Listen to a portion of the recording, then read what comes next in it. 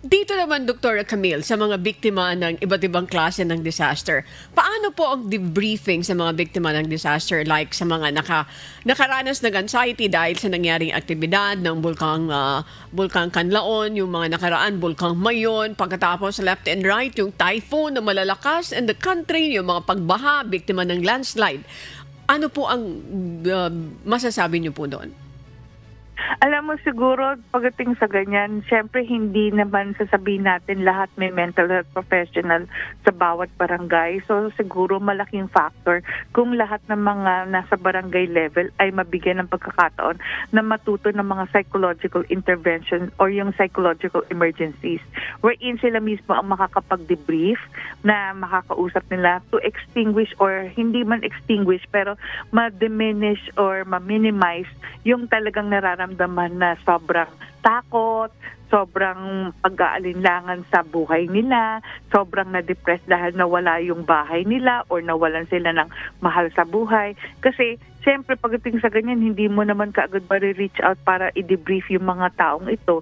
So might as well na talagang turuan sa barangay level na hindi lang basta may focal person, pero meron din tayong mga, mismo yung mga kagawad or even mga tao na talagang nagvo-volunteer sa barangay, matutunan ang tinatawag nating mga psychological first aiders para sa ganun itong mga interventions na pwedeng matulungan yung mga taong nakaranas ng ganitong klaseng sakuna or aksidente, mabibigyan ng pagkakataon na ma-debrief. Kasi napaka-importante ng debriefing wherein kahit papaano yung isang tao ay magiging panatag at magiging matatag para harapin kung ano man yung ganitong klaseng na-experience nila, kung bagyo, lindol o lalo na yung pagsabog ng bulkan.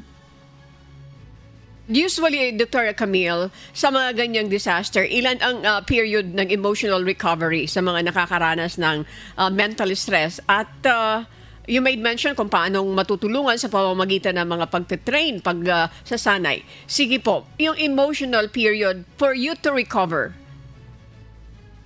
Usually, alam mo, pag sinasabi natin 1 to 2 weeks for them to be able to become resilient, napakalaking factor yan para maging resilient ang isang tao na talagang yun yung time frame.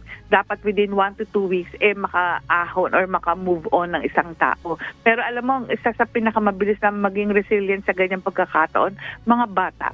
Kaya dapat nga talagang madali yung mas maging mabigyan ng pagkakataon na magkaroon ka agad ng mga debriefers para sa mga bata.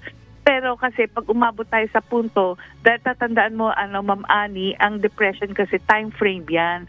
For more than, pag umabot na ng 3 weeks to 1 month, iba na to. Maaaring ito'y depressive symptoms na. And what more, kung umabot ng mga 6 months pataas, so pwedeng ito'y medyo, sabihin na natin isang, hindi lang sa mental health issue, pero pwedeng maging disorder, yung tinatawag nating major depressive disorder, post-traumatic stress disorder, yung mga ganong klase. Kaya talagang dapat within 1 to 2 weeks, talagang paigtingin yung pamamaraan kung paano matutulungan psychologically, emotionally ang isang tao na nakakaranas nito.